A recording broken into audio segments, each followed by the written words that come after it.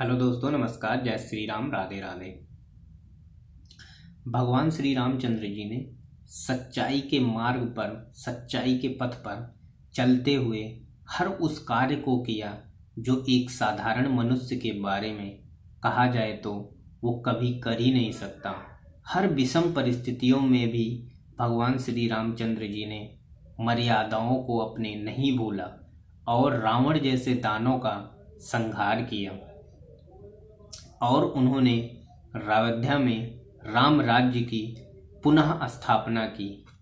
आज हम उसी रामायण में से राम द्वारा कही गई कुछ ऐसी बातों के बारे में बात करने जा रहे हैं कि जो मनुष्य को अपने जीवन में उतारने मात्र ही, सोचने मात्र से ही और अपने जीवन में किसी भी समस्याओं को आसानी से पार पाने के लिए उसको अनसुना जिससे कहा गया है, वो मात्र से ही उसके सारे दुख और संकट और पीड़ा दूर हो जाएंगे।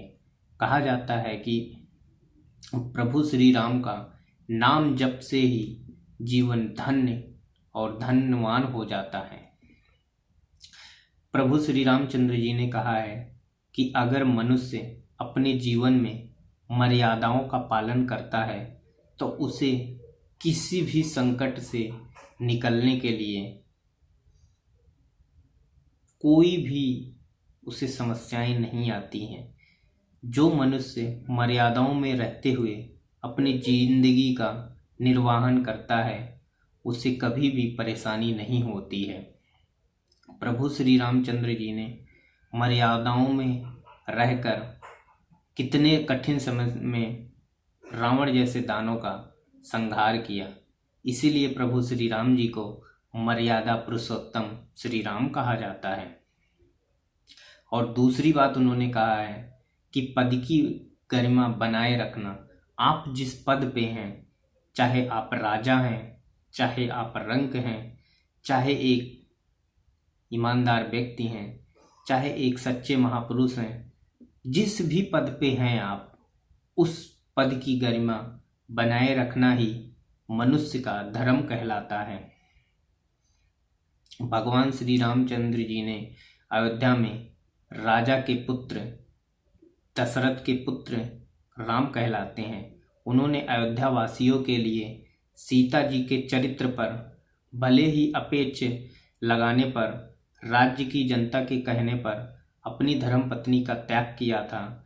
इस पूरी घटना का हास्य ये है कि अगर कोई सर्वोच्च पद पर होते हुए भी वह अपने पद की गरिमा का ध्यान रखना होता है, उस जगह पर आपका परिवार भी किंचित मात्र ही ना हो। क्योंकि अगर आप परिवार का अपने देख रहे हैं तो आप पुरुषोत्तम कभी नहीं कहलाएंगे। एक पत्नी व्रत का पालन। माता सीता जी के साथ प्रभु श्री रामचंद्र जी का विवाह हुआ था और वो भगवान श्री राम को हमेशा माता सीता जी को ही अर्धांगिनी बनाकर रहे थे। पूरी जिंदगी उन्होंने माता सीता के अलावा अपने स्वप्न में भी भूल कर भी उन्होंने किसी दूसरी पत्नी और अर्धांगिनी के बारे में सोचा भी नहीं।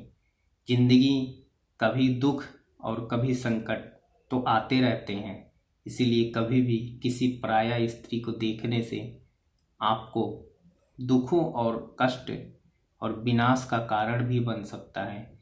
इसीलिए पत्नी का प्रेम पूर्वक रहने से आपका जीवन धन्य धन्य हो जाएगा। कहा जाता है कि पत्नी ही लक्ष्मी और माता सीता का स्वरूप माना जाता है। परियोजनों, अपने परिवार, अपने साथी, अपने सखे संबंधियों का आज्ञा का पालन करना। प्रभु श्री रामचंद्र जी ने आजीवन अपने परिवारजनों और वरिष्ठ लोगों का हमेशा आज्ञा का पालन किया। उन्होंने अच्छाइयों को अपने जीवन में शामिल किया और हमेशा सच्चाई के मार्ग पर चलते रहे। इसलिए कहा जाता है कि अपने वरिष्ठ सगे संबंधियों का आज्ञा का पालन करना चाहिए।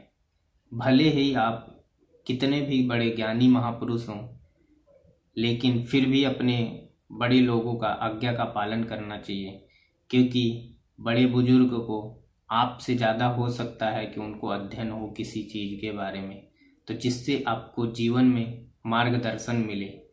कुछ ऐसे ही चीज़ों को अपनी ज़िंदगी में उतारने से आपके जीवन में कठिनाइयों का सामना करने से आपको आसानी मिलती है। जय श्री राम, राधे राधे। अगर आप लोगों को वीडियो ही अच्छी लगी हो तो लाइक करें, कमेंट करें, शेयर करें। जय श्री राम, राधे राधे।